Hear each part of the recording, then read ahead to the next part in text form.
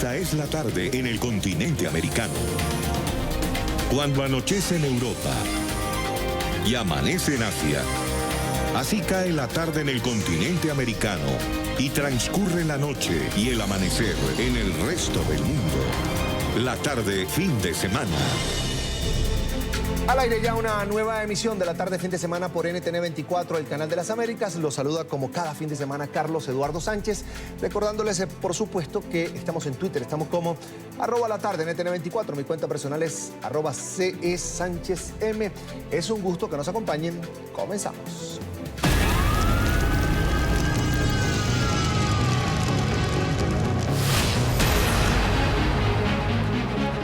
Colombia endureció las medidas para frenar el avance del COVID-19. El presidente Iván Duque, varios ministros, los gobernadores, también los alcaldes de las 32 capitales departamentales analizan la amenaza del coronavirus y las medidas que, llegado el caso, se deben tomar, se deben adoptar. En Bogotá está nuestro periodista Oscar Ramírez con toda la información. Oscar, una muy buena tarde. ¿Qué medidas se tomaron esta tarde? Carlos Eduardo, muy buenas tardes. A esta hora los saludo desde la Casa de Nariño, donde se reunió el presidente Iván Duque con los 32 gobernadores y los principales alcaldes de las ciudades capitales con una premisa: socializar las recientes medidas adoptadas por el gobierno nacional para evitar una mayor propagación del coronavirus en Colombia. Dichas medidas son las siguientes: el cierre de la frontera, de los pasos fronterizos con Venezuela, también una restricción a las personas que provienen de países con foco de coronavirus que estén en los continentes de Asia y Europa, así como mayores controles migratorios en la frontera con Ecuador. Aquí no dejaremos de tomar ninguna medida que sea necesaria para proteger la vida y la salud de los colombianos, pero las queremos tomar con ustedes, porque ahí es donde está el factor de éxito. Aquí no hay posiciones aisladas, somos a todos nosotros el Estado colombiano. Precisamente una de las conclusiones de esta reunión fue el mensaje que envió el presidente Iván Duque para que los gobernadores, los alcaldes y el gobierno central trabajen de la mano para evitar una mayor propagación del COVID-19 en territorio local, en territorio nacional. Pero los gobernadores y alcaldes también le pidieron mayores recursos al gobierno para practicar las pruebas de coronavirus en sus respectivas ciudades y departamentos. La primera medida comenzó a regir a las 5 de la mañana de este sábado. Se trata del cierre de los pasos fronterizos con Venezuela, un anuncio que tomó por sorpresa a muchos. Se harán como medida de protección ante la situación que se está presentando también en el vecino país. La otra medida tiene que ver con los pasos limítrofes con Ecuador, donde más de 3.000 personas transitan a diario. Las autoridades de los dos países trabajarán de forma conjunta para controlar la expansión del COVID-19. Se reforzarán los controles y herramientas que tenemos de migración compartida con el Ecuador en nuestros pasos fronterizos con el hermano país. Y la tercera nueva medida va dirigida a los pasajeros provenientes de Europa y Asia. Se restringe el ingreso al país de personas que no sean colombianos ni residentes en Colombia y que hayan estado en Europa y en Asia durante los últimos 14 días. Y los colombianos y residentes en nuestro país que hayan estado en esos lugares se someterán de manera clara a aislamiento preventivo obligatorio. Desde que se comprobó el primer caso de coronavirus, el mandatario ha recalcado que frente a la pandemia es necesaria una acción conjunta como país en cuanto a higiene y cambio de hábitos. Algunas de las propuestas que quedaron sobre la mesa fue la posibilidad de prohibir los vuelos provenientes de países que son foco del coronavirus de Asia y Europa, así como la suspensión total de las clases en todo el territorio nacional. Es todo por ahora desde el Palacio de Nariño para NTN 24, Oscar Ramírez. Oscar, hasta pronto. Una feliz tarde para ti, por supuesto. Y en Cúcuta, miles de venezolanos se vieron sorprendidos con la medida tomada por el gobierno colombiano. El puente internacional Simón Bolívar amaneció cerrado, por lo que los integrantes, o los migrantes en este caso, caso, intentaron ingresar a territorio colombiano por las trochas. Agentes del cuerpo antidisturbios de la policía fueron desplegados en la zona. En el lugar de la noticia está nuestro periodista Jorman Leal. Jorman, buena tarde. Hola, ¿qué tal? Buenas tardes. Los saludamos desde el Puente Internacional Simón Bolívar en la frontera entre Colombia y Venezuela. Y es que hoy NTN 24 ha estado muy al tanto de la situación, de la crónica de estos migrantes, después del anuncio presentado del presidente Iván Duque, presidente colombiano, sobre el cierre de la frontera. Esto como medida de contención ante el coronavirus. Pues muchos migrantes quedaron por fuera, quedaron varados al lado colombiano y no podían regresar hacia territorio colombiano. Sin embargo, después de varias horas de solicitudes y además pues de haber pedido esta ayuda, lograron habilitar un paso, un corredor humanitario para que ellos pudieran regresar a su país. Solo se estaba habilitando el paso para personas con algunos problemas médicos, en silla de ruedas, también para adultos mayores, pero sobre todo este tema de seguridad en la frontera. Tenemos a esta hora al coronel José Luis Palomino, comandante de la Policía Metropolitana de Cúcuta. Coronel, un balance de la situación que se vive en la zona de frontera. Cordial saludo, un acompañamiento de todas las autoridades, el Ejército, Migración Colombia, Defensoría del Pueblo, en este sitio de frontera, en estos momentos en que se ha autorizado por parte del nivel central de la presidencia este paso momentáneo de las personas que anoche habrían pernoctado en Cúcuta y hoy estarían en espera de poder regresar a su país. Son más de 600 uniformados que se encuentran desplegados en toda la frontera entre Colombia y Venezuela. Son las palabras del coronel José Luis Palomino. Y esta es la situación de los migrantes, quienes van con sus hijos, con sus bolsas, con medicamentos y todo lo que necesitan para llegar a territorio venezolano. Sin embargo, nosotros estuvimos acompañando a los migrantes desde muy temprano. Este es el informe. Así estaba la frontera el viernes. Miles de migrantes cruzaban hacia Colombia sin contratiempos. Hoy, pocas horas después del anuncio presidencial de ordenar el cierre fronterizo, amaneció así. Algunos migrantes no pudieron ingresar al país.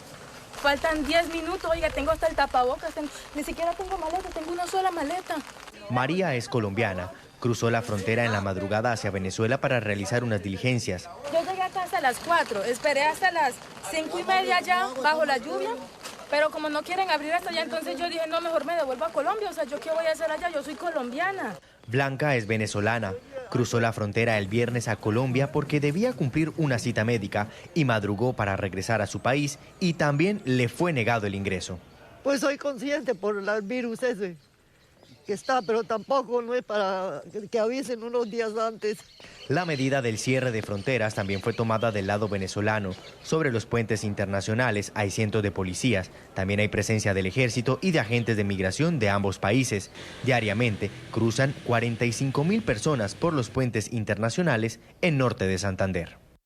Algunos de estas personas que no lograron pasar en horas de la mañana lo intentaron hacer por medio de las trochas, los corredores ilegales o los caminos verdes que comunican a Colombia y Venezuela. Sin embargo, las autoridades del lado colombiano no permitieron el paso de estas personas. Algunos incluso traían citas médicas, órdenes médicas y para realizarse tratamientos en Colombia, pero esto no fue permitido. Y la misma situación se presentó en la frontera entre Arauca y Colombia. Una situación muy similar en todos estos puntos fronterizos. Pues por lo pronto se espera que este corredor humanitario esté habilitado unas cuantas horas más y luego ya sí se acate esta medida presidencial del cierre total de las fronteras. Esta es la información que les presentamos desde la frontera entre Colombia y Venezuela. Para NTN 24, Jorman Leal. Continúen ustedes con más información en nuestro Centro Internacional de Noticias. Una buena tarde, por supuesto. Gracias por ese reporte a nuestro periodista en la frontera entre Cúcuta y Venezuela, Jorman Leal.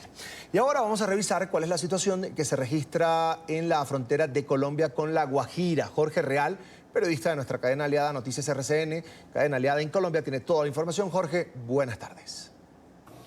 Hola, ¿qué tal? Originamos esta información desde el corregimiento de Paraguachón, frontera con Venezuela.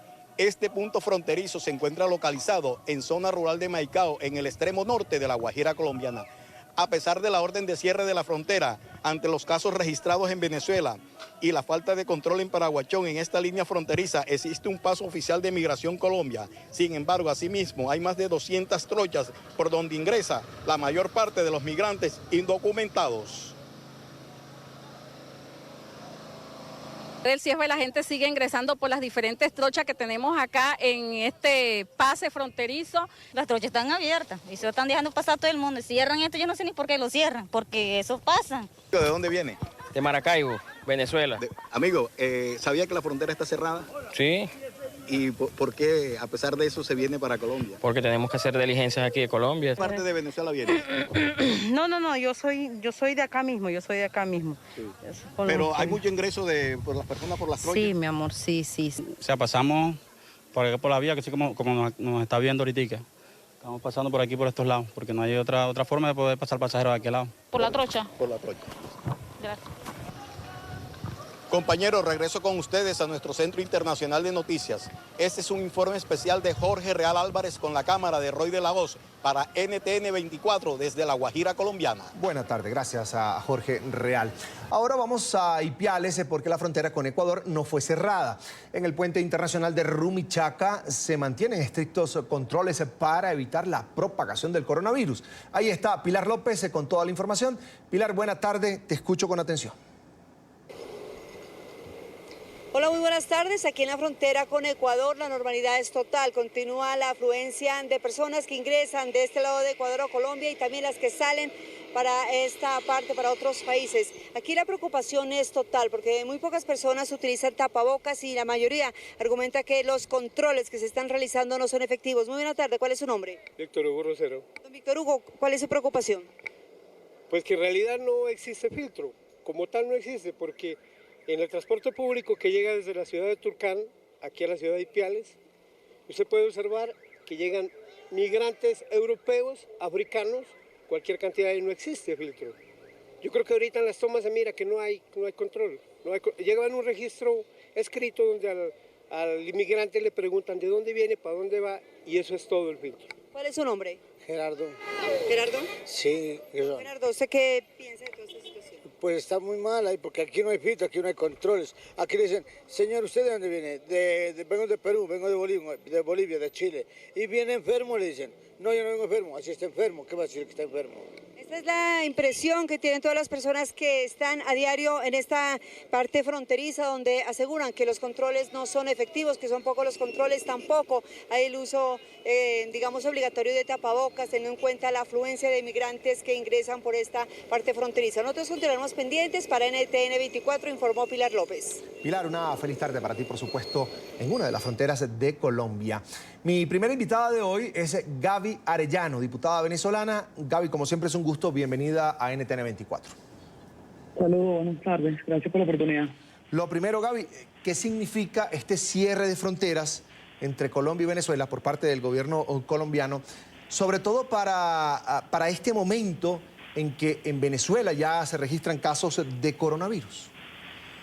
Bueno, creo que desde mismas horas de la noche de ayer, cuando supimos la noticia, ya se venía una presión pública por parte de la comunidad colombiana por el cierre de fronteras. Es decir, que el cerrar de fronteras no va a impedir que el brote o el virus se corra entre los dos países. Al contrario, a lo que se cierran las fronteras, se aumentan las trochas y las alarmas epidemiológicas se elevan. Porque para nadie es un secreto que nuestras fronteras son muy amplias y de muy poco control por el paso entre Guajira, lo que es Maicao, y el Zulia en nuestro país. Hay aproximadamente 250 pasos irregulares, donde el ejército o la policía pone control en 2 o 3, se aumentan 3 o 4. E igualmente en el norte de Santander. La noche de ayer llovió para el norte de Santander, el río estaba crecido esta mañana y el paso era mucho más peligroso para los venezolanos que avanzaban. Nosotros hemos hecho solicitudes en la tarde del día de hoy ante la Defensoría del Pueblo colombiana para que le permitan el ingreso, sobre todo a los pacientes críticos que se hacen los controles en Colombia, que tienen sus tratamientos de diálisis, de cáncer en Colombia, que puedan por lo menos poder acceder a su tratamiento, porque recordemos en qué condiciones están en Venezuela. Yo entiendo el temor del gobierno colombiano y del pueblo colombiano, porque en Venezuela no hay un sistema sanitario confiable, pero por lo menos en el paso de los puentes se pueden generar controles tanto de la Organización Mundial de la Salud como la Organización Panamericana de la Salud. Cerrar los puentes creo que es un grave error. Creo que al contrario lo único que hace es aumentar trochas y aumentar corrupción, aumentar mafias y aumentar más la alarma epidemiológica en la frontera, porque al pasar por los ríos o por los pasos irregulares, pues no tienes capacidad de control, cosa que sí la tienes a través de los puentes, porque es mentira que tú vas a evitar el ingreso de venezolanos en esta frontera o que pasen colombianos o venezolanos hacia Venezuela. Eso se ha demostrado en el tiempo y esta medida, pues más allá de generar alguna medio tranquilidad a los habitantes y a los gobernantes locales de la frontera, no genera controles epidemiológicos ni genera controles de estándares para la prevención o la pedagogía para evitar el brote de la pandemia del COVID-19 ni en Colombia ni en Venezuela. Gaby, ¿han recibido respuesta? Porque hasta ahora lo que tengo entendido es que hay un solo corredor humanitario entre Cúcuta y San Antonio del Táchira. No, bueno, nosotros hemos tratado de hablar tanto con el gerente de frontera, el doctor Felipe Muñoz, que ha sido muy diligente. Sabemos que algunos gobernadores de la zona y algunos alcaldes pues, son los que son más resistentes. También hemos hablado con el alcalde de Villa del Rosario, que ha pedido también que se permita el ingreso al corredor para los pacientes, sobre todo para los pacientes venezolanos que se hacen el tratamiento en territorio colombiano, que se les permita, porque como no se sabe el tiempo de la medida, y o sea, esto tiene tres características. Una, de control que se pierde al cerrar el paso por los puentes. Otra, de salud y de derechos básicos para los pacientes venezolanos. Y otra, económica, de abastecimiento. Porque para nadie es un secreto que el occidente de Venezuela se abastece de Colombia en las cosas mínimas. Y como no tenemos hoy certeza de cuánto tiempo es estas alarmas por la pandemia del COVID-19, ni en Venezuela ni en Colombia, pues evidentemente esta medida en nada favorece ni al abastecimiento ni a las necesidades primarias que surten los venezolanos en territorio colombiano desde hace muchos años, ni para tener los controles mínimos. Nosotros hemos, insisto, y seguiremos haciendo todo lo diligente ante la Defensoría del Pueblo y los organismos de gobierno nacional y regional para lograr unos pasos mínimos, sobre todo al que más lo necesita, que son los pacientes críticos en Venezuela, y ir evaluando día tras día cómo van los controles sanitarios y cómo va el brote en cada uno de los lados de la frontera. Creo que es importante, Gaby, en este momento hacer un repaso por algunos datos para que el gobierno, las instituciones de Colombia puedan entender la gravedad de lo que tú estás explicando, lo que significa, lo que representa para una Venezuela golpeada en crisis que se cierren las fronteras. Por ejemplo, si tienes el dato, por supuesto, pacientes que llegan a Colombia a recibir tratamiento o a buscar el tratamiento para llevárselo a Venezuela. Si tienes el dato, además de los pacientes niños venezolanos, Gaby, que cruzan la frontera para estudiar del lado colombiano. Solo en el hospital Erasmo León al día se reciben entre 1.000 y 2.000 venezolanos, en solo un hospital, sin tener las cifras de La Guajira o sin tener las cifras del Arauca, o las personas que se mueven hacia Cúcuta y toman un avión para distintas partes del territorio colombiano. En teoría, la medida del cierre de los puentes exhorta a los niños que estudian en territorio colombiano y viven en territorio venezolano. Es lo que nos ha informado el gobierno nacional, que los niños que todavía están en escolaridad en territorio colombiano van a poder acceder el día lunes, mientras mantengan abiertas las escuelas en territorio colombiano.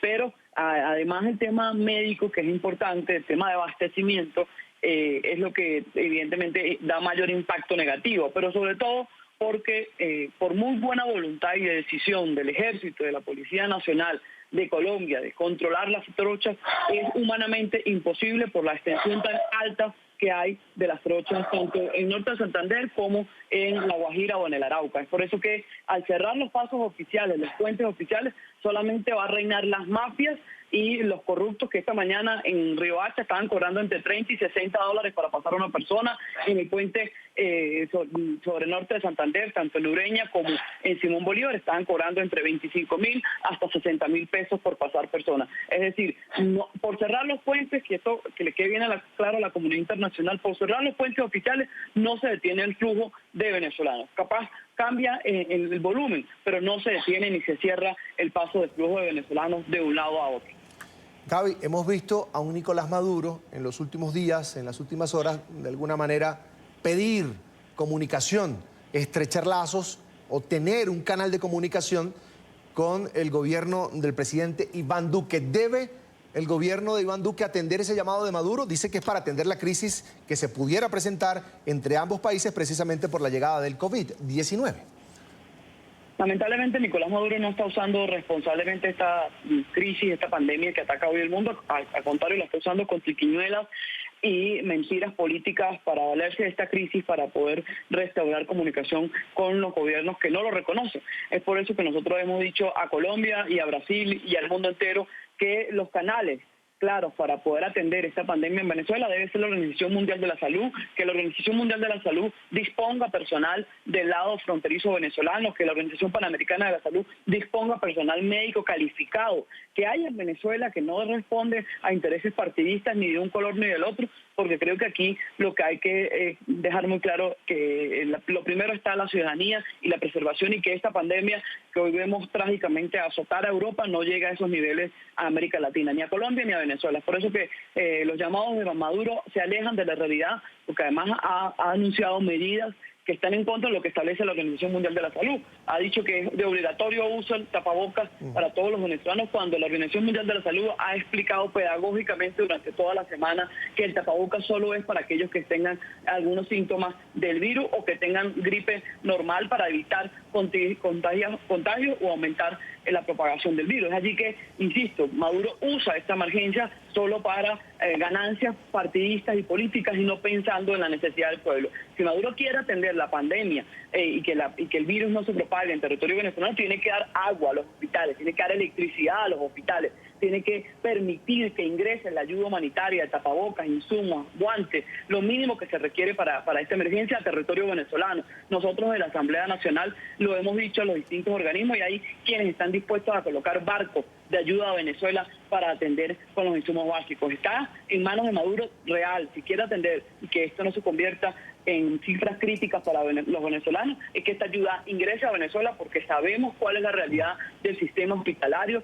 Ya tenemos las informaciones de los equipos médicos que trabajan, de los hombres y mujeres que trabajan dentro de los hospitales, y que lo que está informando Nicolás Maduro no se compara con la verdadera realidad que vive el sistema sanitario hospitalario de Venezuela. Bien, quiero agradecer a Gaby Arellano, diputada venezolana, ahora mismo está en el exilio, por supuesto por compartir estos minutos con nosotros aquí en la tarde en fin de semana. Gaby, como siempre es un gusto, una feliz tarde para ti. Gracias a ti, Juan. Hasta pronto. La llegada del coronavirus a Venezuela pues causa alerta entre los ciudadanos debido a la crisis humanitaria. Ya lo decía la diputada Gaby Arellano, que vive el sector salud, que viven los hospitales. Aunque el régimen de Nicolás Maduro implementó algunas medidas en los últimos 2 días para tratar de evitar que se propague la enfermedad por el territorio nacional, los ciudadanos están preocupados por el impacto que podría tener el COVID-19 en el país. En Caracas, en la capital, está Oliver Fernández, uno de nuestros periodistas en Venezuela, quien tiene el reporte y toda la información. Oliver, buena tarde. Hola, buenas tardes. Luego de la llegada del coronavirus a Venezuela, los ciudadanos se sienten asustados. Aseguran que no están dadas las condiciones para enfrentar esta enfermedad. Veamos el siguiente informe. Las medidas de prevención implementadas por Nicolás Maduro no parecieran ser suficientes, no convencen a los ciudadanos.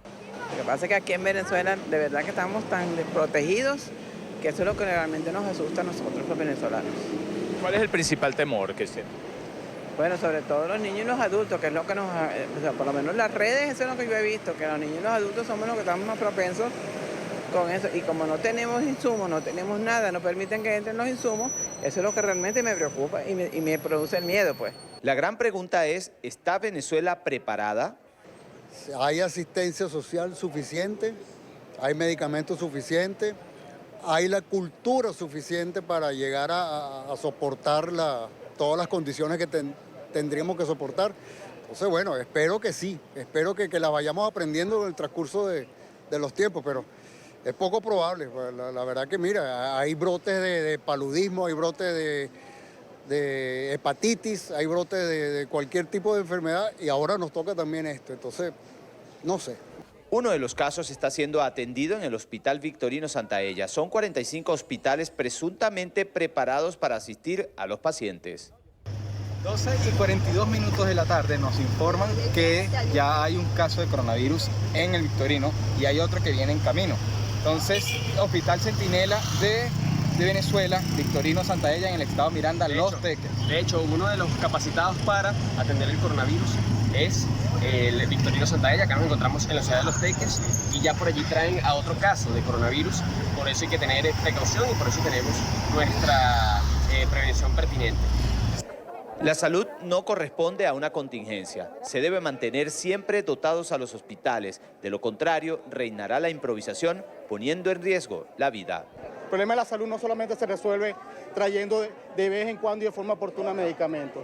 La dotación de medicamentos, de insumos y de servicios tiene que ser dotada de forma regular, suficiente y oportuna, de lo contrario, y de calidad sobre todo, y de calidad. De lo contrario no se cumple. No solamente existe el derecho a la salud no es simplemente la ausencia de enfermedad. A partir del próximo lunes, las clases están suspendidas en todo el territorio venezolano. La vicepresidenta de Nicolás Maduro, Delcy Rodríguez, invitó a los ciudadanos a usar el tapaboca, sobre todo aquellos que usan el metro de Caracas. En la información que manejamos desde Caracas, continúen con más de la tarde de NTN 24. Oliver, gracias. Hasta pronto. Oliver Fernández, uno de nuestros periodistas en la capital venezolana. En esta parte nos acompaña José Félix Oleta, exministro de Salud de Venezuela. Doctor, como siempre es un gusto. Bienvenido. Buena tarde.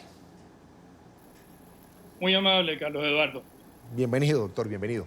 Tomando en cuenta la situación de crisis que enfrenta el sector salud en Venezuela, sobre todo viendo además cómo ha golpeado el coronavirus a Europa, por ejemplo, con la llegada de esta cepa al país, uno puede decir, doctor, hay razones de sobra para preocuparse. ¿Cuál es su análisis? Bien, es un reto extraordinario, no solamente para el gobierno del señor Maduro, sino para toda la sociedad.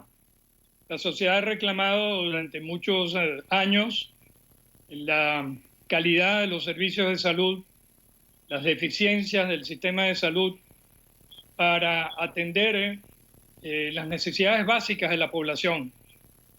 Y una situación extraordinaria como es esta pandemia representa una carga adicional para el sistema de salud y un reto extraordinario porque no se puede resolver con medidas convencionales. Requiere un esfuerzo extraordinario por parte del Estado para contener y mitigar la amenaza que tenemos en este momento.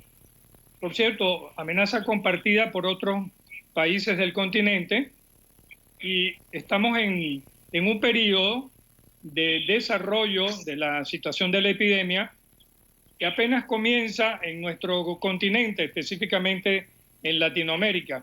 Así que esto requiere un esfuerzo especial en nuestro país, que de acuerdo con la Organización Mundial de la Salud, es uno de los que tiene peores condiciones, las condiciones de preparación más limitadas para poder hacer frente a esta emergencia de salud pública. Doctor, sin ánimos, por supuesto, de ofender, la población venezolana, que muchas veces no tiene recursos para enfrentar una gripe común, que no se alimenta bien, ¿es más vulnerable frente al COVID-19? Fíjese, hay algunos factores que sin duda en cualquier emergencia de salud pública, llámelo usted epidemia o pandemia, van a determinar ese impacto sobre la población. Sin duda, las condiciones precedentes de empobrecimiento social y económico, de desnutrición, de inseguridad alimentaria y un sistema de salud que no informa adecuadamente y en forma oportuna a los ciudadanos, son factores que van a contribuir a la magnitud de la epidemia. Va a ser más difícil atenuar los efectos sobre el sistema de salud y, por supuesto, el impacto sobre la población. Por eso le decía la preocupación de la Organización Panamericana de la Salud, porque somos altamente vulnerables. Si no estamos adecuadamente informados de los riesgos, si no se toman las decisiones a tiempo, el pico de la epidemia, que es la fase de expansión geométrica de casos de la epidemia, impacta muy rápidamente a un sistema de salud que es muy débil y en consecuencia no se pueden atender a las personas que requieren ese tipo de servicios con carácter de urgencia. Ya algunas planificaciones nos han indicado que el número de camas de cuidados intensivos, el número de ventiladores mecánicos para poder asistir a las personas que tengan falla respiratoria, que por cierto son las menores en el universo posible de personas afectadas, Pero ya sabemos que en un escenario promedio van a ser insuficientes las camas que han sido planificadas por el Ministerio de Poder Popular en 45 hospitales Centinela repartidos en todo el país. Escasamente el Ministerio ha hecho una planificación para 206 camas y en un escenario promedio se necesitará entre 5 y 10 veces más el número de camas y de servicios de ventilación mecánica que los que están disponibles y planificados. ¿Le preocupa, por ejemplo, doctor, la escasez de personal de la salud, enfermeros, médicos, infectólogos, especialistas? Sin duda, uno de los aspectos más importantes para poder atender este tipo de emergencia es que usted disponga de los equipos humanos, de las personas capacitadas, entrenadas y capaces de dar una atención de calidad a pacientes críticos. Este tipo de situación en nuestro país, desde hace ya unos 3 o 4 años, tenemos una diáspora, tenemos un flujo masivo de personas, particularmente en el área de la salud. De modo que es una migración de personal altamente calificado, probablemente unos 20 o 25 mil médicos de todas las especialidades. Ya habíamos hecho, por ejemplo, estimaciones del número de infectólogos que estaban fuera de nuestro país, y eso suma cerca del 15 o el 20% de nuestros infectólogos. Y así usted mismo puede evaluar el caso de los especialistas en terapia intensiva o especialistas en salud pública, en fin, todas las especialidades que en nuestro caso representan uno de los problemas más importantes de la emergencia compleja que sufrimos, y es precisamente la migración masiva de personal altamente calificado. Usted puede disponer de 200, 300, 400 camas para la atención de los enfermos, pero si no tiene los expertos que puedan manejar ese recurso, pues simplemente el apoyo no llega a las personas que lo necesitan. Y ese es uno de los problemas que tenemos en este momento y probablemente más difíciles de resolver. No está fácil el panorama. Apenas ayer, doctor, el régimen de Nicolás Maduro reconoce que el coronavirus llegó a Venezuela. ¿Cómo ha sido la respuesta hasta ahora de las autoridades? ¿Se han tomado algunas medidas? Bueno, naturalmente existe la inquietud, la incertidumbre que esto genera en la población, sobre todo porque las medidas han sido un poco tardías. El señor Maduro y su ministro sabían desde hace 3 meses, estaban advertidos plenamente de esta situación por la Organización Mundial de la Salud, pero escasamente desde hace unas 2 o 3 semanas es que se vienen ocupando del problema.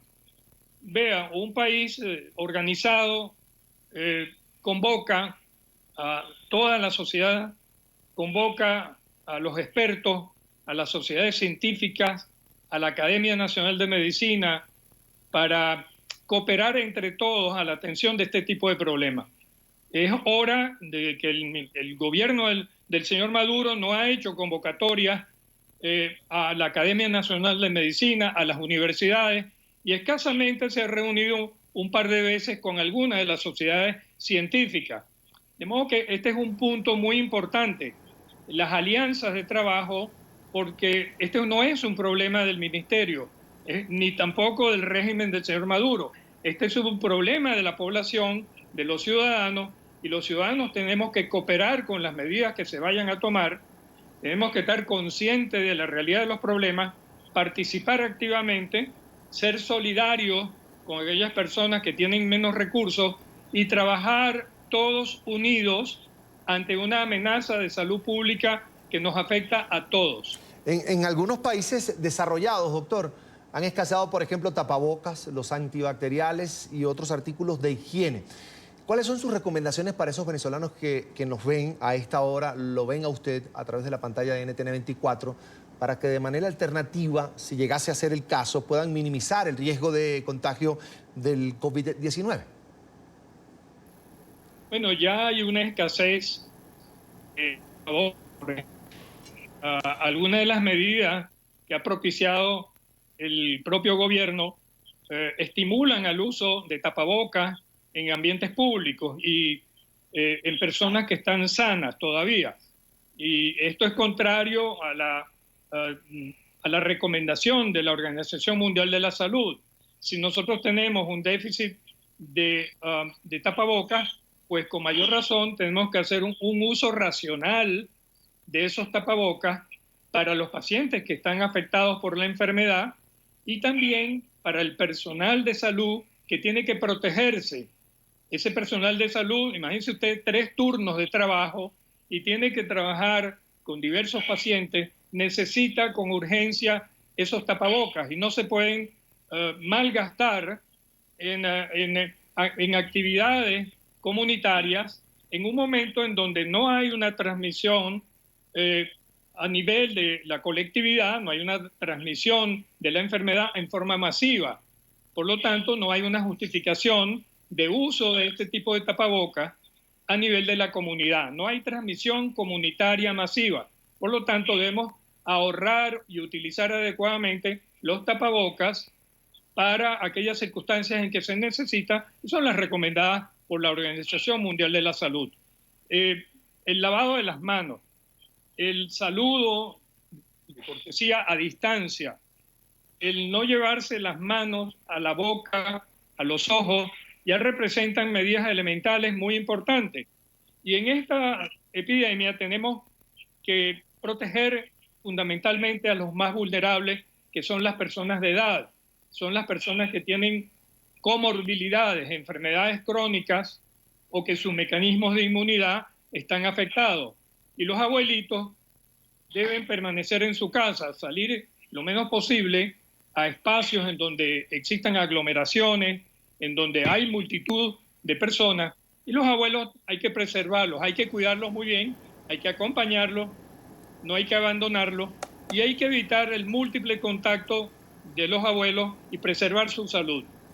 Bien, quiero agradecer al doctor José Félix Oleta, exministro de Salud de Venezuela. Como siempre, es un gusto escuchar su opinión aquí en NTN 24 en la tarde fin de semana. Doctor, como siempre, un gusto. Feliz resto de sábado. Bueno, les agradezco muchísimo la oportunidad que ustedes nos dan y ojalá podamos contribuir entre todos a la serenidad de la población. Todos necesitamos estar muy atentos y ocupados de proteger la salud de nuestra familia y nuestra propia salud. Gracias, doctor. Hasta pronto. Vamos así a la primera pausa para comerciales aquí en la tarde fin de semana y al regreso, alarma nacional en España precisamente por el COVID-19. Tendremos reporte en directo desde las desoladas calles de la capital, Madrid. Ahí está nuestro periodista Andrés Gil. Eso en solo minutos aquí en la tarde fin de semana. Quédese con la señal de NTN 24.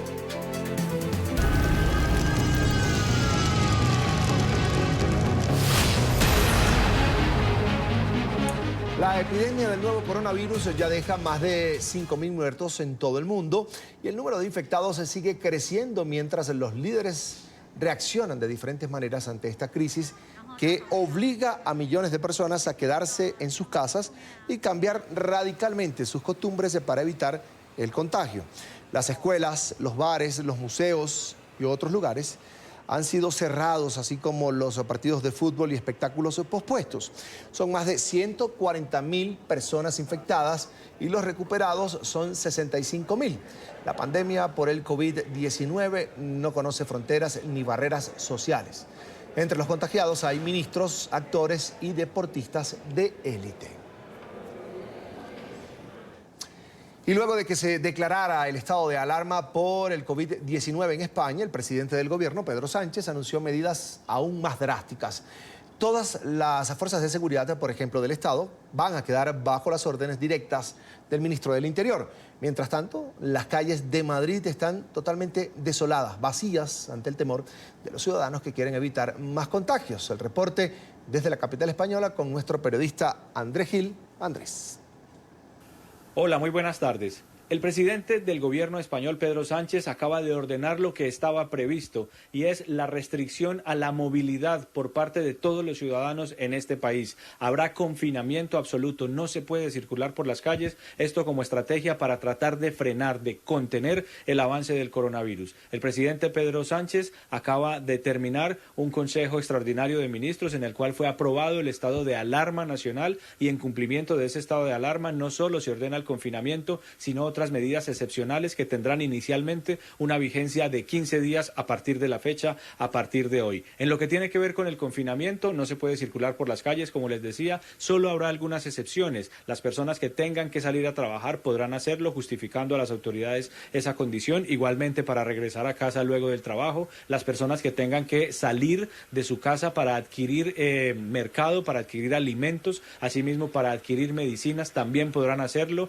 también para prestar asistencia a niños, adultos mayores o a personas vulnerables, para hacer algunas diligencias bancarias. Es decir, hay algunas excepciones a esta restricción que es fuerte, que implica una limitante a la movilidad de los ciudadanos y que seguramente va a traer muchas consecuencias en lo social y en lo económico aquí en España. Además, el presidente del gobierno anunció que durante la vigencia de este estado de excepción, de este estado de alarma, es el Ejecutivo Nacional la única autoridad competente en todo el territorio. Tomará decisiones incluso por encima de los presidentes de las comunidades autónomas. Entre esas facultades que toma el gobierno nacional español es el de las policías regionales. Las policías regionales estarán a órdenes del Ministerio del Interior para hacer cumplir las medidas excepcionales. El presidente Pedro Sánchez también anunció que el Ejecutivo podrá intervenir las cadenas de producción, los productores, las fábricas, para tratar de garantizar el abastecimiento de productos y de servicios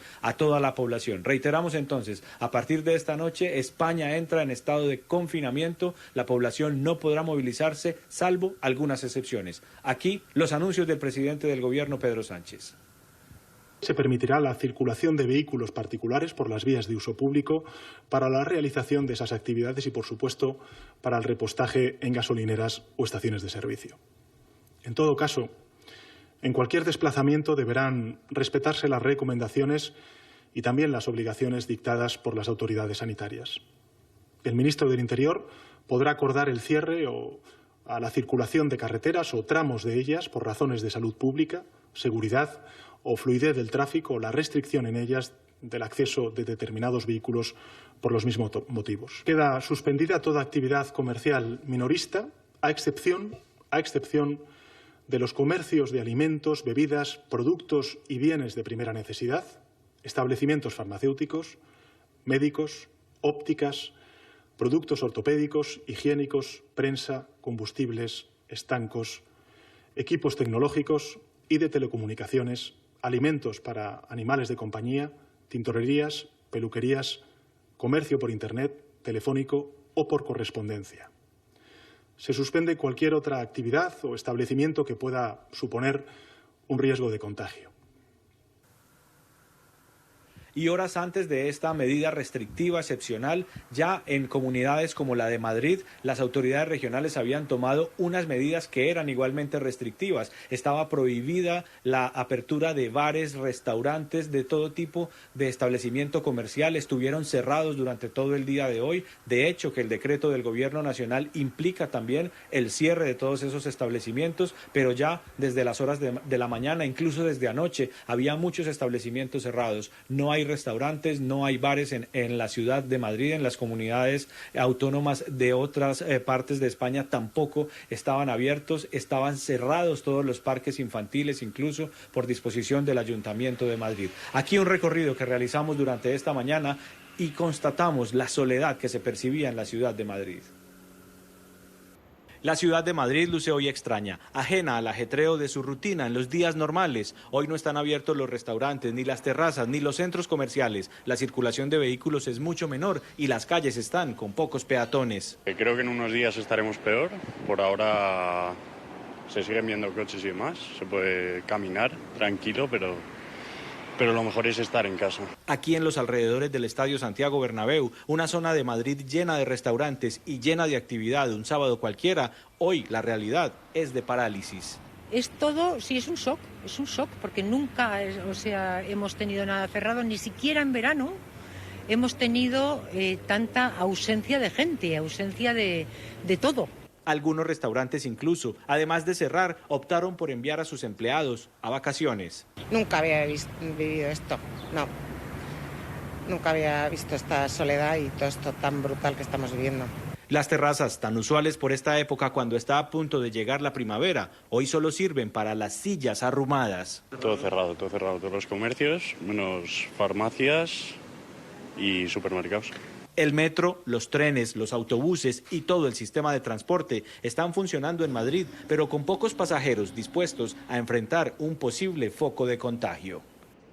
Finalmente tenemos que informarles que dentro de lo previsto en este Real Decreto Ley expedido hoy por el gobierno español, está contemplado que el servicio de transporte masivo continúa prestándose con relativa normalidad. Todos los servicios de trenes, de autobuses, de metros, los servicios intermunicipales, interregionales, los servicios marítimos y de puertos seguirán prestándose, salvo que habrá menores frecuencias, habrá por lo menos un 50% de reducción en la capacidad de esos servicios, pero se seguirán prestando a la población. Quedó definitivamente cancelado también el servicio de clases, las escuelas, los colegios, las universidades estarán cerradas por lo menos durante 15 días más tiempo en que dure la vigencia de este estado de excepción, de este estado de alarma declarado ya oficialmente esta noche por el gobierno español. Información desde Madrid. Sigan ustedes, muy buenas tardes.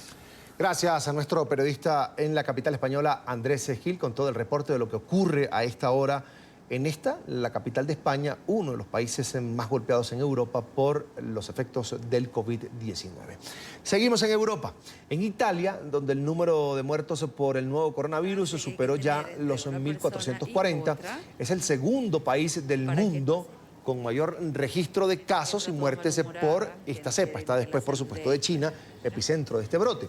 Por ello, el gobierno anunció nuevas medidas que han cambiado el funcionamiento de los comercios. Los negocios, por ejemplo, que ofrecen servicios de primera necesidad, como supermercados o farmacias, van a permanecer abiertos. Tiziana Abruzzese, una ítalo-venezolana de 38 años, periodista de profesión, madre de 2 niños, gerencia un supermercado junto con su esposo en la ciudad de Fondi. Esto queda en la provincia de Latina, entre Roma y Nápoli, en el corazón de este país, en el corazón de Italia. Hoy, por efecto del coronavirus, ha tenido que tomar medidas en su establecimiento comercial. Por ejemplo, van a ver la cinta verde en el piso, no sé si tenemos la imagen por allí, que ella colocó, o bueno, les explico yo, su esposo, ella decidieron colocar una cinta verde en el piso para poder marcar la distancia que los clientes deben tener, allí la tienen, que los clientes deben tener a la hora de estar dentro del comercio. De hecho, por orden de las autoridades, deben entrar en grupos de 3 personas.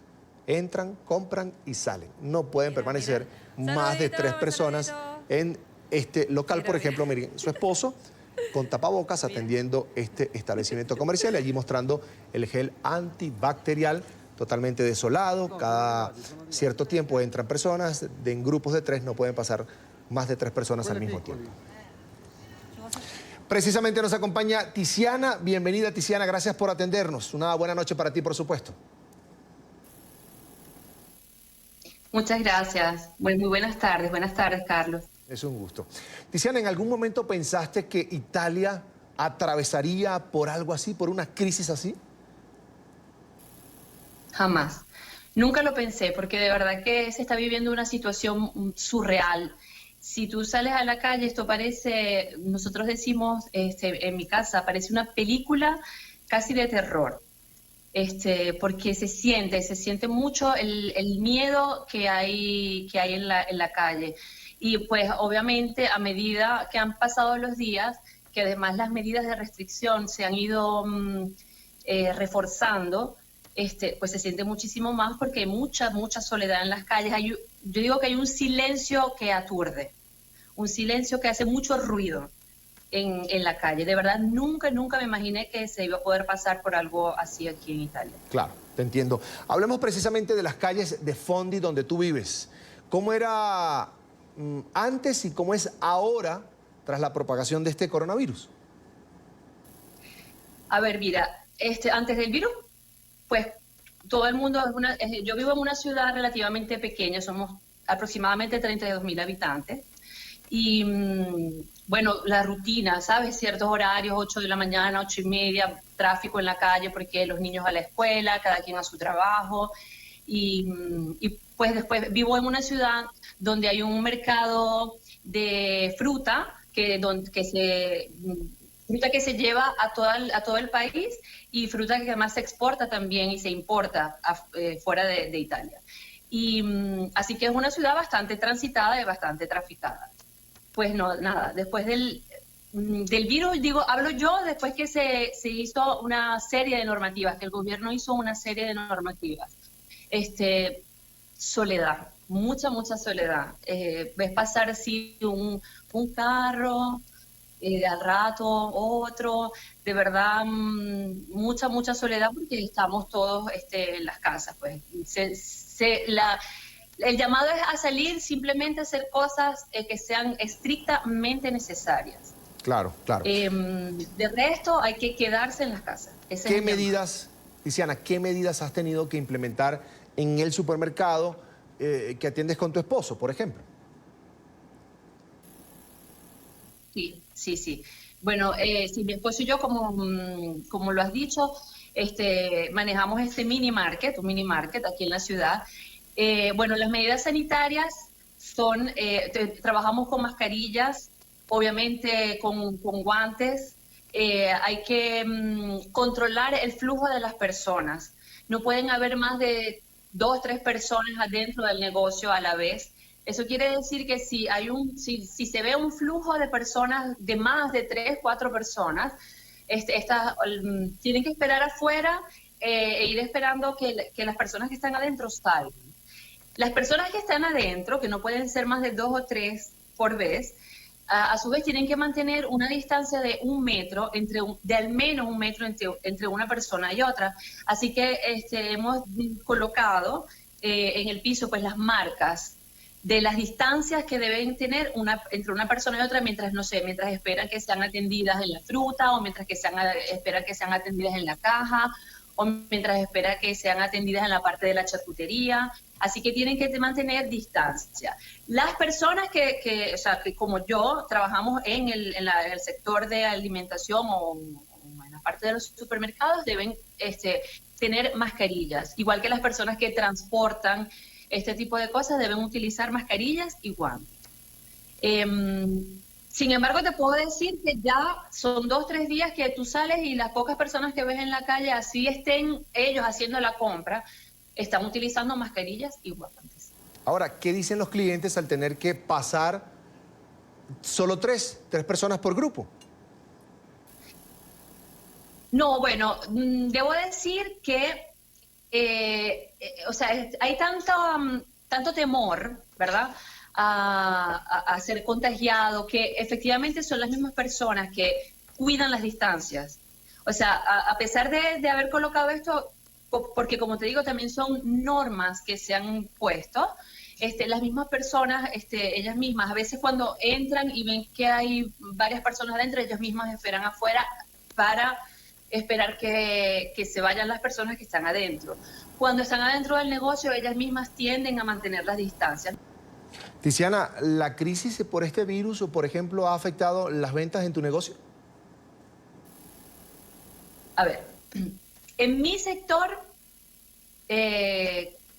no, al contrario, porque las personas están nerviosas, así que salen a abastecerse y pues hacen compras grandes. El italiano, te explico brevemente, en su cotidianidad, el italiano es una persona que en la parte alimenticia pues le gusta mucho todas las cosas frescas, recién compradas, recién hechas, recién servidas.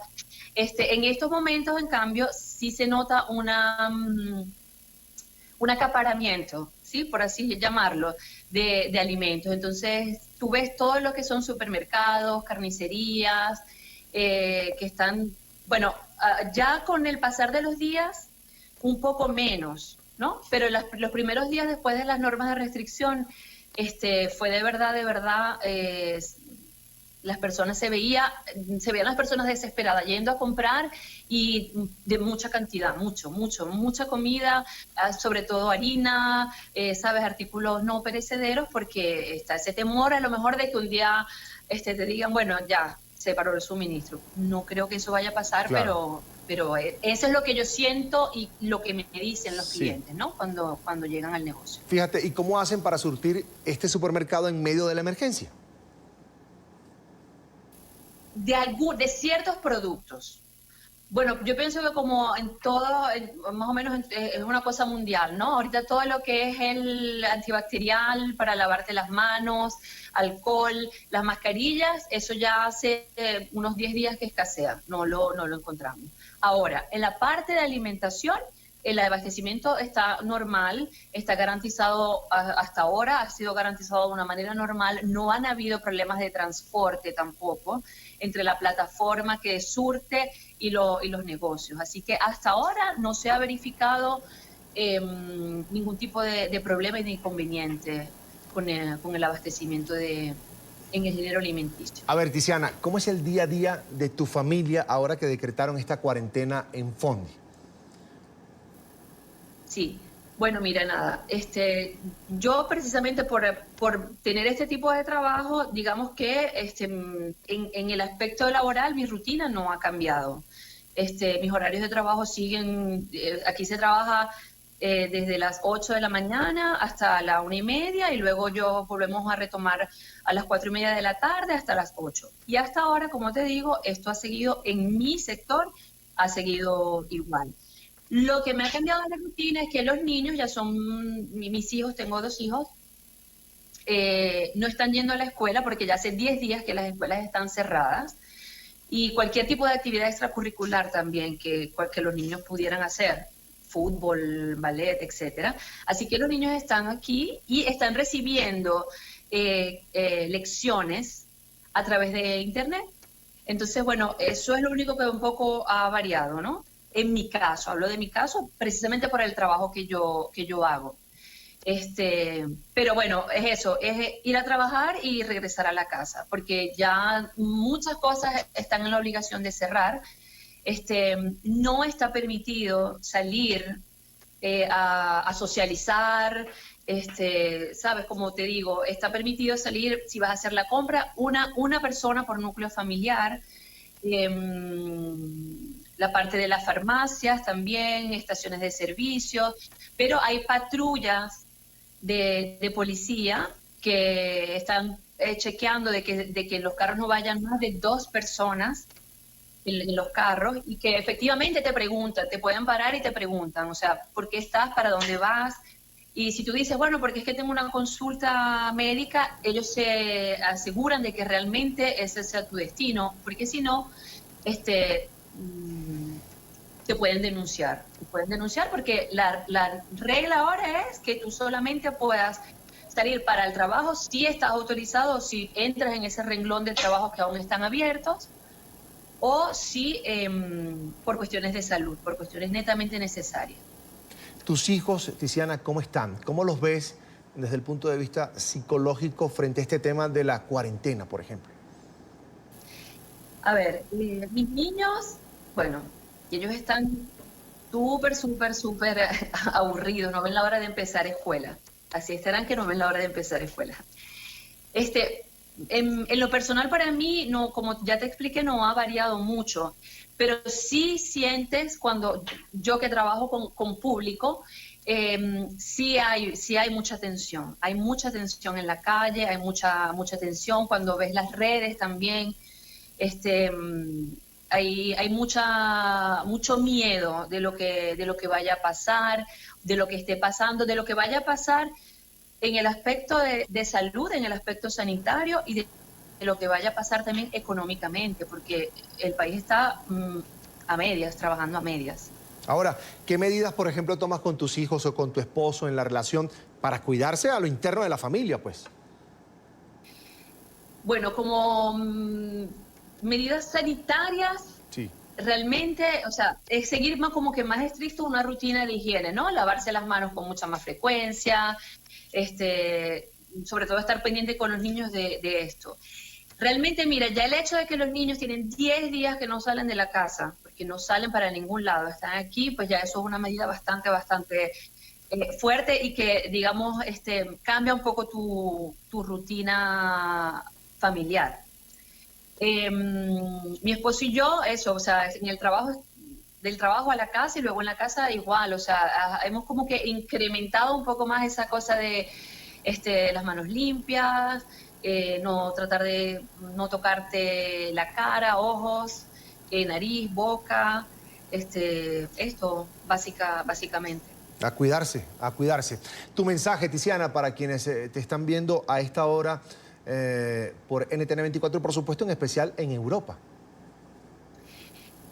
A ver, mi mensaje es tomar todas las medidas de precaución que sean dadas, tanto higiénicas como de cuarentena, porque es importante para seguir evitando la propagación de este virus. Ahora bien, una vez que hemos tomado estas precauciones y ser bien rígidos y estrictos con estas precauciones, porque es importante, yo creo que hay que mantener la calma, porque noto de verdad mucho miedo y mucha angustia, obviamente sobre una cosa que se desconoce porque es algo nuevo seguramente, pero creo que es eso, o sea, tenemos como ciudadanos que hacer a cabalidad nuestro deber, saber que es una situación particular, es una situación seria por la que estamos viviendo, yo diría ya a nivel mundial realmente, y entonces es importante pues acatar al pie de la letra todo lo que se nos mande a hacer.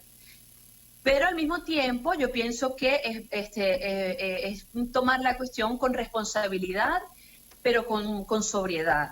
Hay que, pienso, filtrar también un poco las cosas que se publican en las redes, porque en las redes se publica cualquier cantidad de cosas que ya llega un momento que tú no sabes que es verdad, que es mentira, ya no entiendes si el virus qué hace, qué no hace, cuáles son los síntomas, si sí o si no. Entonces pienso que hay que ser muy responsables, pero también pienso que hay que mantener la calma en la medida de lo posible. Ella es Tiziana Abruzzese, es gerente de un supermercado en Fondi, Italia. Por supuesto, le agradecemos por acompañarnos estos minutos y compartir su historia, lo que está viviendo ahora mismo. En su ciudad hay cuarentena por los efectos que ha tenido el COVID-19, por supuesto, a lo largo y ancho del territorio italiano. Tiziana, gracias por estar con nosotros. No, gracias a ti, Carlos. Para mí fue de verdad un placer. Un gusto. Chao, chao. Vamos así a la segunda pausa para comerciales y al volver, Venezuela, un punto rojo en el continente por cuenta de las violaciones a los derechos humanos. Informes señalan al régimen de Nicolás Maduro como el principal represor. Esto en minutos, aquí en la tarde fin de semana. Quédese allí con la señal de NTN 24. Ya estamos de vuelta con más de la tarde fin de semana. La alta comisionada de las Naciones Unidas para los Derechos Humanos actualizó su informe sobre Venezuela. Michelle Bachelet denunció el incremento de tensiones entre las fuerzas del régimen y manifestantes pacíficos. Rechazó además la arremetida contra los diputados opositores a Nicolás Maduro, impidiéndoles su acceso al Parlamento Federal Legislativo, a la sede de la Asamblea Nacional, en el inicio del nuevo periodo legislativo, esto ocurrido en el mes de enero pasado. Bachelet también aseguró que sigue recibiendo denuncias de tratos crueles, inhumanos hacia los presos políticos. Y para hablar de este tema quiero darle la bienvenida a Mariana Romero, es representante del Centro de Derechos Humanos de la Universidad Católica Andrés Bello y además es la directora del Centro para los Defensores y la Justicia de Venezuela. Ahí está en pantalla. Mariana, bienvenida, gracias por atendernos. Saludos, Carlos. Muchas gracias por la invitación. Es un gusto, Mariana. La alta comisionada de Naciones Unidas para los Derechos Humanos, que es Michelle Bachelet, subrayó en su más reciente informe sobre Venezuela, que es la ampliación de uno primero, la continuidad de los actos de violencia de las fuerzas de seguridad y simpatizantes, además, del régimen, en contra de los diputados de la oposición. Un panorama, Mariana, que es reiterativo, se repite una y otra vez. Sí, de forma reiterada la oficina de la alta comisionada ha manifestado su preocupación frente a este patrón represivo y cada vez más violento que pues los funcionarios de Nicolás Maduro implementan contra la población venezolana como parte de su política represiva y de control social para intentar acallar a la población y atemorizarla para que no sigan realizando sus exigencias. Una vez más, la alta comisionada manifiesta que efectivamente en Venezuela, lejos de cumplirse las recomendaciones y las peticiones establecidas por su oficina en el mes de junio de 2019, lo que ha ocurrido es un incremento en esta política represiva y de persecución selectiva a líderes de oposición, aumento de la militarización ciudadana, todo enmarcado en esta política de Estado que busca reprimir y controlar a la sociedad para asentarse en el poder o seguir asentándose en el poder por vía del uso de la fuerza. Mariana, fíjate, muchas de estas violaciones en Venezuela se cometen bajo la mirada complaciente de los organismos del Estado. Hablamos de policía, de oficiales, del ejército, de otros componentes de la Fuerza Armada. Se hacen contra opositores políticos, manifestantes, incluso periodistas. Pareciera que a estas personas se les olvida que los crímenes de lesa humanidad, y de eso se está registrando un dossier bien amplio, bien gordo en la Corte Penal Internacional contra Maduro, que los crímenes de lesa humanidad no prescriben. Pues ciertamente esta política de ataque, de persecución, de hostigamiento ha sido generalizada y vemos cómo cada vez más cualquier persona que defienda derechos humanos o que exige derechos humanos a través de las manifestaciones o distintas formas de expresión y manifestación de sus libertades, pues es objeto de esta política represiva. Por eso es que en esta nueva actualización la alta comisionada hace un llamado específicamente al cese de la persecución y los ataques violentos que han ocurrido no solo contra periodistas o contra líderes opositores y políticos, sino también contra las personas defensoras de derechos humanos que pues han estado recientemente en esa mira de las autoridades para criminalizar y judicializar su trabajo y se han enfrentado a amenazas, a allanamientos arbitrarios. Las personas que están trabajando en temas humanitarios pues también han sido objeto de todo este tipo de persecuciones y ciertamente como mencionabas, el hecho de que se cometan graves violaciones a los derechos humanos y que muchas de ellas puedan configurarse como crímenes de lesa humanidad nos lleva a entender que estas no prescriben y que siguen existiendo mecanismos internacionales que están pues evaluando toda esta situación para avanzar en el establecimiento de las responsabilidades y poder avanzar en procesos de justicia que garanticen la reivindicación de todos estos abusos que han sido cometidos contra la población venezolana. Mariana, en Venezuela la represión va mucho más allá. Por ejemplo, es preocupante la situación que viven diferentes ONG. Si la constituyente madurista llegase a aprobar esa ley de la que tanto habla Diosdado Cabello, número 2 del chavismo en Venezuela, para sancionar el trabajo de las ONG, ¿cómo se verían afectados los ciudadanos, los venezolanos? Sí, esto que mencionas es sumamente importante, Carlos, porque la esencia de las organizaciones de derechos humanos no solo es su trabajo de documentación y visibilización de los abusos que están siendo cometidos, va más allá de eso y la importancia del trabajo de las organizaciones de derechos humanos radica en la posibilidad de acompañamiento a las víctimas en su búsqueda de justicia. En un país donde se garantiza solamente la impunidad, donde el sistema de justicia se presta para cometer este tipo de violaciones, para ser el brazo represor o ejecutor de la el brazo ejecutor de la represión de estos funcionarios de Nicolás Maduro, pues el hecho de que se pretenda criminalizar la operatividad de las organizaciones de derechos humanos no solo atenta contra el derecho en sí mismo de poder defender derechos humanos, sino contra esa posibilidad de que las víctimas tengan algún espacio institucional donde acudir para poder avanzar en procesos de justicia frente, como te decía, a un país donde las cifras de impunidad en materia de derechos humanos oscilan entre el 90%, según han documentado organizaciones, por ejemplo, como COFAVIC al respecto. Es decir, en Venezuela, las instituciones que deberían investigar y sancionar cuando se cometen este tipo de abusos, lejos de cumplir con sus deberes, se prestan para seguir facilitando que se cometan abusos y por eso es que vemos que incluso funcionarios que deberían haber ya comparecido ante la justicia por haber sido responsables en actos de tortura, de malos tratos o incluso en temas relacionados a debido proceso legal, pues lejos de ser presentados ante la justicia y ser sancionados, pues con estas actitudes que toma tanto Nicolás Maduro como sus funcionarios en distintas ramas del poder público nacional, pues aupan o impulsan a que los funcionarios sigan cometiendo abusos. Hablando de víctimas, Mariana, la alta comisionada dice que la retórica siempre es la misma, exponer, desacreditar a los opositores al régimen. Desde la ONU, por ejemplo, ¿qué acciones se pueden tomar?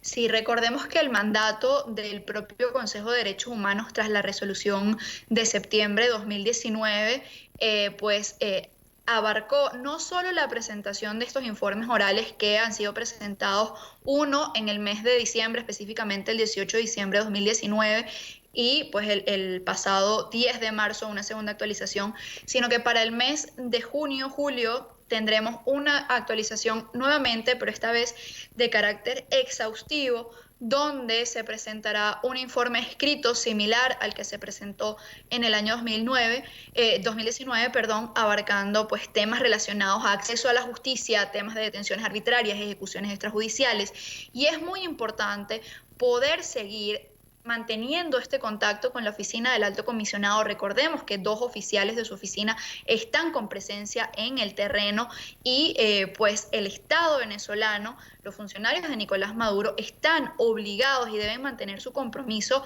de cooperar con el mandato técnico de la oficina del Alto Comisionado y cumplir sobre todo, pero tenemos que ver una voluntad política real frente a estos compromisos que han sido asumidos y a estas recomendaciones que han sido dadas por la oficina del Alto Comisionado para efectivamente poder avanzar en los procesos de verdad, justicia y reparación que necesitan las víctimas. Porque además, solo de esta manera, solo construyendo o reconstruyendo estos procesos de justicia que son necesarios y combatiendo la impunidad, es que podrán ser establecidas todas las garantías y mecanismos necesarios para que no se sigan cometiendo abusos contra los derechos humanos de la población venezolana. Mariana, quiero que hablemos de los colectivos chavistas. Actúan como el brazo armado del régimen para amedrentar y hostigar a la oposición. En tu ONG, por ejemplo, ¿qué testimonios tienen de venezolanos que han sido víctimas, agredidos por estas personas?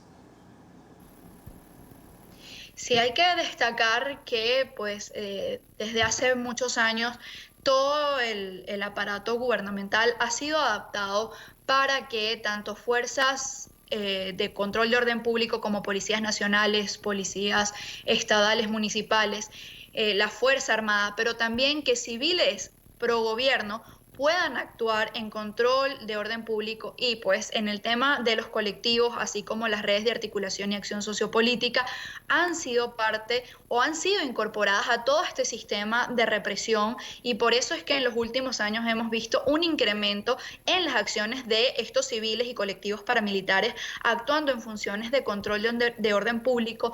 En el marco de la represión han sido pues responsables de cometer abusos en el marco de manifestaciones, pero también en el día a día, sobre todo en poblaciones más vulnerables. Estos hechos pues tienen que ser rechazados y tiene que haber un cese de esta actuación que no solo es por aquiescencia o consentimiento de las autoridades, sino que ya han sido tras publicaciones como por ejemplo el Plan Cívico-Militar Zamora 200, las propias RAS, el propio Plan de la Patria o el Sistema de Protección para la Paz, ya han sido incorporadas estas estructuras en la posibilidad de control de orden público y son parte de este aparataje que tiene el Estado para seguir implementando la represión. En este sentido, es importante avanzar en que se tomen todas las medidas necesarias para que este tipo de grupos dejen de accionar, ya que pues lo que estamos observando es mayor violencia por parte de esto, y ejemplos de ellos es los ataques que han habido contra periodistas, los robos, las agresiones, los asesinatos incluso manifestantes y sobre todo las funciones de control social que este tipo de civiles armados están implementando especialmente en los sectores más vulnerables. Pasemos ahora al tema FAES. ¿Qué nos puedes decir, por supuesto, de las denuncias, son muchísimas, de ejecuciones extrajudiciales que se cometen en Venezuela y que cometen, según los familiares de las víctimas, se cometen por efectivos de este cuerpo de policía? Pues como han denunciado distintas organizaciones de derechos humanos, este cuerpo de Fuerzas de Acciones Especiales de la Policía Nacional Bolivariana, conocido como el FAES, pues lo hemos catalogado como un grupo de exterminio porque efectivamente sus operaciones tácticas lo que buscan es implementar mayor control social, generar terror en la población como una política de Estado de terror para evitar que las personas sigan saliendo a manifestar, para tratar de contener ese descontento que tiene la población venezolana a través del miedo. Y lo que hemos visto, pues efectivamente, no es solo que este cuerpo ha sido responsable de miles de ejecuciones extrajudiciales a nivel nacional, sino que también durante sus operaciones han ocurrido otro tipo de violaciones como malos tratos, torturas, robos a viviendas, allanamientos ilegales, y han sido pues incorporados como parte de estos grupos, distintos grupos, tanto de organismos de seguridad como de civiles armados que ejecutan la represión o la política de represión que ha sido establecida por Nicolás Maduro y sus funcionarios. En este marco es importante avanzar en las recomendaciones que ya han sido dictaminadas por distintos organismos y en especial por la Oficina del Alto Comisionado, quien ha insistido en la necesidad de disolver el FAES, ni siquiera reformarlo, formar a sus funcionarios. No, la recomendación ha sido la disolución de este organismo de seguridad. ¿Por qué? Por la responsabilidad que han tenido en cometer graves violaciones de derechos humanos e incluso crímenes de lesa humanidad. Mariana, la violencia en Venezuela parece que no tiene límites. También hostigan a autoridades universitarias. Sí, efectivamente, en el marco de toda esta política de criminalización a la exigencia y defensa de derechos, cualquier persona que emita una voz crítica a las políticas estatales o cualquier persona que exprese su descontento, su disconformidad y que busque y exija la respuesta adecuada por parte de las autoridades frente a los distintos abusos que están siendo cometidos, pues se expone a una diversidad de riesgos que efectivamente implican, por ejemplo, hostigamiento, que implican ataques incluso físicos que puedan comprometer la vida y la seguridad de las personas. Y por eso es que hemos visto distintos tipos de amenazas. Recordemos que pues el espacio universitario es el principal espacio para la formación de un pensamiento crítico, de un pensamiento donde las personas puedan generar su propio criterio y pensar con libertad, y por eso las autoridades del Estado buscan también atacar desde todos los frentes a todas aquellas personas que puedan generar algún tipo de inconveniente para que ellos puedan seguir ejerciendo de forma autoritaria y abusiva sus funciones de control del Estado. Y se ataca entonces desde todos los flancos a personas que defienden, exigen derechos o exigen a las autoridades respuestas adecuadas frente a la emergencia humanitaria compleja que está viviendo Venezuela. Estados Unidos esta semana también publicó su informe anual sobre derechos humanos en Venezuela. ¿Y qué hace? Denuncia torturas, ejecuciones extrajudiciales, abuso policial, detenciones arbitrarias. La pregunta es, Mariana, ¿estas denuncias sí surten efecto? ¿Realmente debilitan al régimen? Pues efectivamente, esta semana tuvimos tanto el informe de la Alta Comisionada como el informe anual en materia de derechos humanos del Departamento de Estado de Estados Unidos. Y como tú bien decías, el informe abarca una gran variedad de temas que incluyen ejecuciones extrajudiciales, tortura, temas de afectaciones a los derechos laborales de los trabajadores, el acoso a sindicalistas, el acoso a organizaciones de derechos humanos, el hostigamiento, y refleja diversidad de casos y denuncias que las propias organizaciones de derechos humanos han manifestado durante años y pues dan cuenta de cómo el año 2019 se siguió configurando como en Venezuela un Estado donde el irrespeto y la desprotección a los derechos humanos es la política de Estado que se implementa. Es decir, en Venezuela no hay respeto, no hay garantía, no hay protección de los derechos humanos de la población y eso se traduce en una emergencia humanitaria compleja. El hecho de que desde distintas instancias se siga documentando, se siga visibilizando, pues nos ayuda a avanzar en que la comunidad internacional siga tomando las medidas necesarias para hacer presión a que quienes ostentan por vía de la fuerza el poder en Venezuela finalmente avancen en pues cesar este tipo de usurpaciones al poder, en cesar las violaciones que se están cometiendo y en poder establecer mecanismos adecuados para que en Venezuela pueda nuevamente ser respetados, garantizados y protegidos los derechos de toda la población. Y con este dossier de abusos, de violaciones a los derechos humanos, Venezuela tiene una silla, nada más y nada menos que en el Consejo de Derechos Humanos de la ONU. Y lógico, ¿no? Pues ciertamente Venezuela no es un estado que sea merecedor de estar en una instancia tan importante como el Consejo de Derechos Humanos, y es un llamado a la reflexión que debemos hacer todos, porque pues recordemos que en Naciones Unidas hay distintos tipos de órganos y pues la elección o la selección para formar parte del Consejo de Derechos Humanos es de carácter político, es decir, que son los Estados miembros de la Organización de Naciones Unidas, los 193 estados, quienes votan para decidir quiénes van a ser los 47 miembros del Consejo de Derechos Humanos. Lamentablemente, en el año 2019, Venezuela alcanzó tener los votos necesarios para poder ser parte del Consejo. Sin embargo, hay que recordar que de los nuevos ingresos, Venezuela fue el país menos votado, incluso por debajo de Sudán del Sur, que es otro país que pues sabemos que tiene graves violaciones de derechos humanos. Y a pesar de que Venezuela no sea merecedor de un puesto en el Consejo, hay que insistir en que ahora, siendo parte de este organismo, tiene aún más responsabilidad en dar cuenta y dar cumplimiento efectivo a sus obligaciones internacionales en la materia.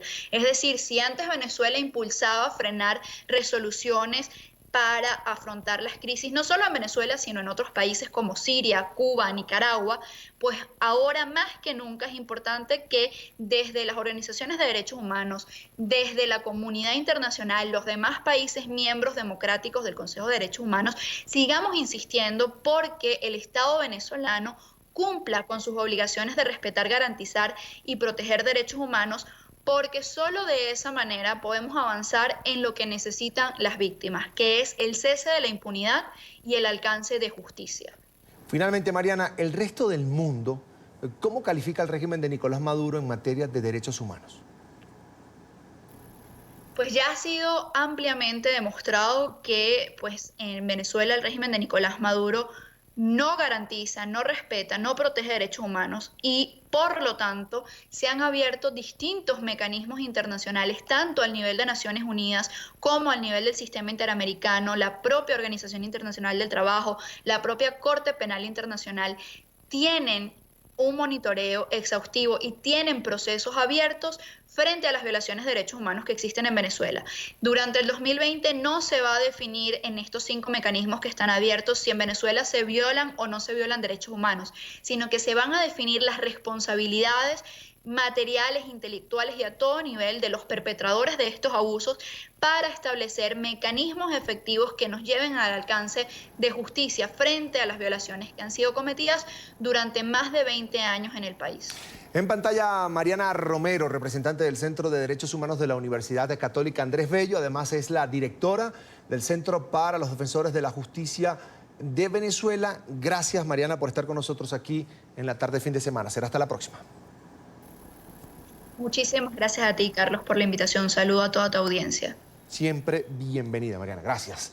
Hacemos una nueva pausa para comerciales y al volver, teletrabajo, una opción laboral ante el avance del coronavirus en el mundo, es el tema en TecnoWeek. Eso en minutos, aquí en la tarde de fin de semana.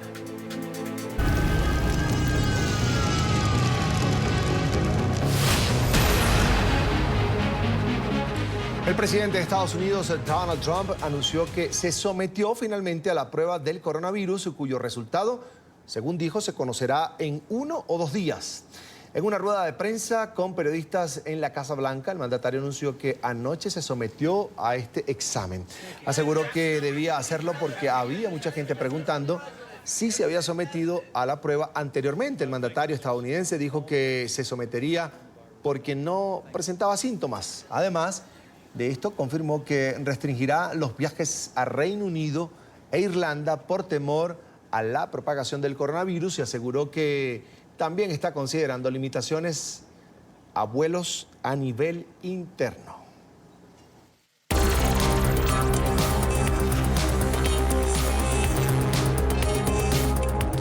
Hoy hablamos del teletrabajo, una de las estrategias tecnológicas implementadas en el mundo para combatir el COVID-19. Con el objetivo de frenar la expansión del nuevo coronavirus y evitar contagios, miles de empresas han optado por el teletrabajo, una modalidad que permite a las personas cumplir con su jornada laboral y obligaciones a distancia sin comprometer el desempeño de las actividades diarias a través de diferentes plataformas y sistemas de comunicación. Vamos a revisar diferentes herramientas tecnológicas usadas por profesionales y empresas para poder trabajar desde casa.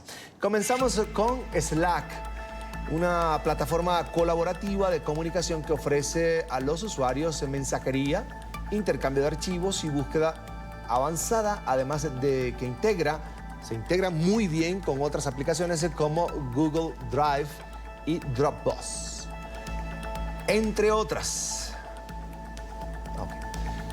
Google Hangouts, una aplicación de mensajería multiplataforma desarrollada por Google. Gracias a esta, los usuarios se pueden comunicarse y hacer reuniones en grupo a través de llamadas de voz y videollamadas. También está en esta lista Zoom Video. Es una de las soluciones más utilizadas y efectivas para hacer reuniones, llevar a cabo seminarios web con video, organizar salas de conferencia y además ofrece un sistema telefónico empresarial y mensajería instantánea comercial.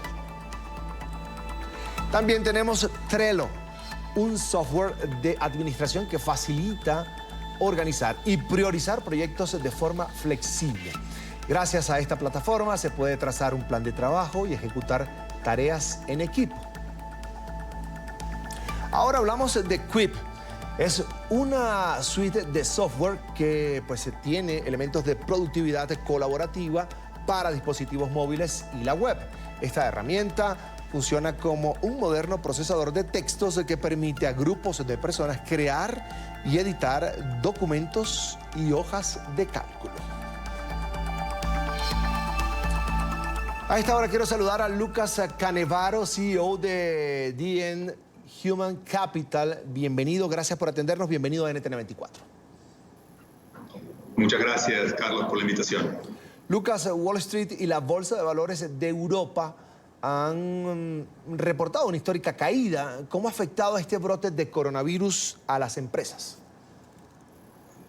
Mira, en lo que es Latinoamérica todavía el impacto no se ha visto. Lógicamente nuestros colegas de Europa no pueden decir lo mismo, lamentablemente, ya que llevan en cuarentena unas semanas y esto se está viendo reflejado en el negocio, en la economía.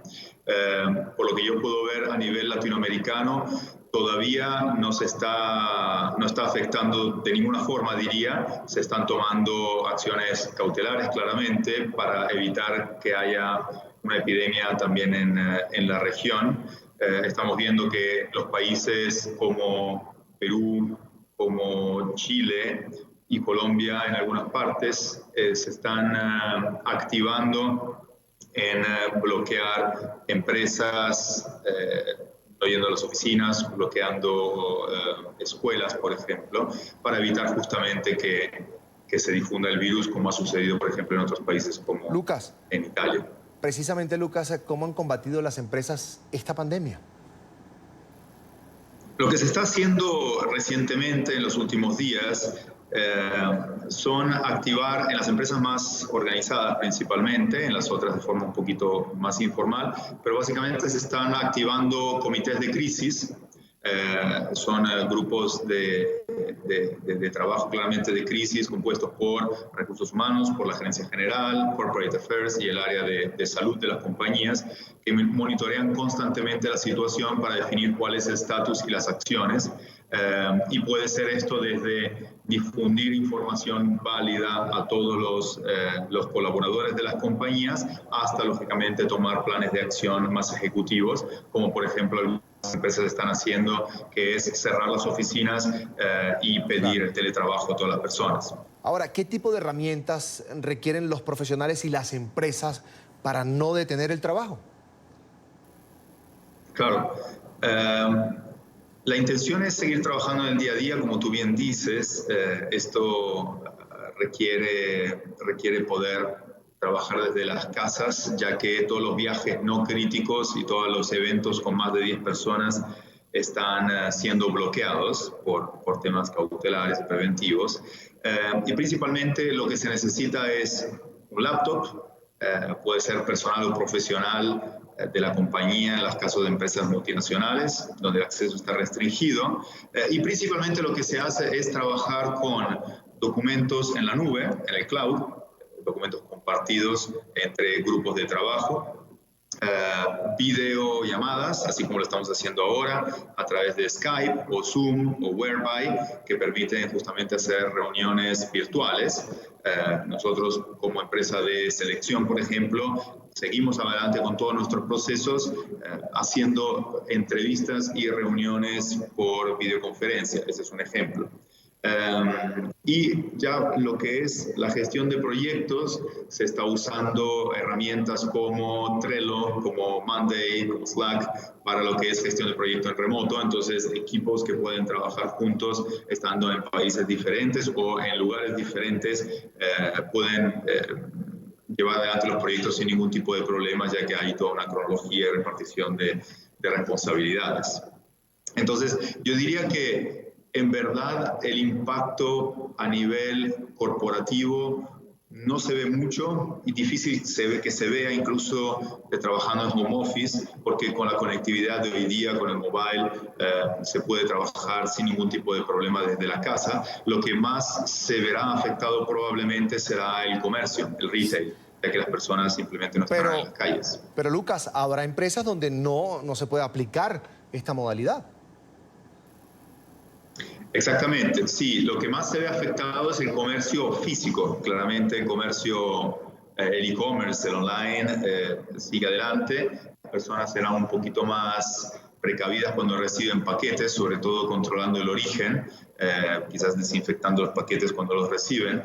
Pero claro, lo que más se verá afectado, lo que se está viendo afectado incluso hoy día es las industrias del turismo. Las personas no viajan. Y el retail físico principalmente. Ahora, que un colaborador o una empresa opte por estas medidas precisamente para evitar que las operaciones no paren, ¿no significa, Lucas, un aumento del presupuesto? Lo digo porque requieren de equipos para poder realizar esta gestión de los trabajadores desde sus casas. A ver, eso habría que hacer un análisis un poquito más fino, yo creo. Es difícil decirlo así. Hoy me da la impresión de que gran parte de las compañías ya trabajen con dispositivos móviles, con laptop en caso de trabajo de oficina, pero sí o sí con celulares, con smartphones que te permiten hacer el trabajo de cualquier forma. Uno hoy día con un smartphone puede hacer una videollamada, puede hacer un trabajo en Excel, puede mandar correos, acceder a los programas de project management que te comenté. Entonces, no creo que represente una gran inversión para las compañías o para la mayor parte de las compañías, y por otro lado también hay que considerar que hay un ahorro en el momento en que una oficina está cerrada, porque lógicamente también el funcionamiento de la oficina tiene su costo asociado. Entonces, el balance neto en términos de inversión y de costo no sería tan apresurado en sacarlo, básicamente. En Chile, las empresas sí están optando por esta modalidad. ¿Cómo es el caso de tu empresa? Sí, nosotros ya nos estamos preparando. Por ahora lo que estamos haciendo es tomar medidas higiénicas, claramente, que es otra de las medidas que no nombré antes, pero me parece bastante obvia.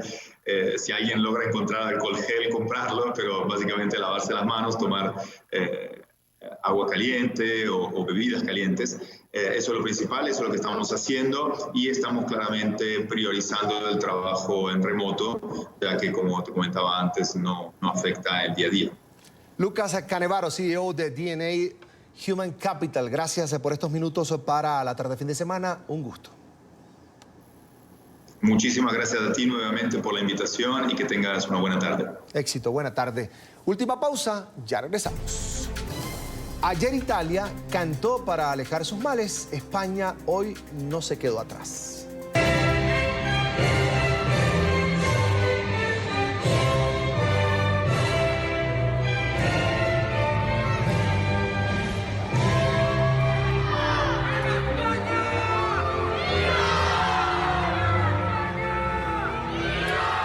Esta imagen fue tomada por un residente de Madrid. En medio de la cuarentena, los ciudadanos salieron a sus balcones para cantar y gritar arengas, motivándose así en medio del aislamiento obligado por el COVID-19. También se escucharon las notas del conocido pasodoble Que Viva España de Manolo Escobar.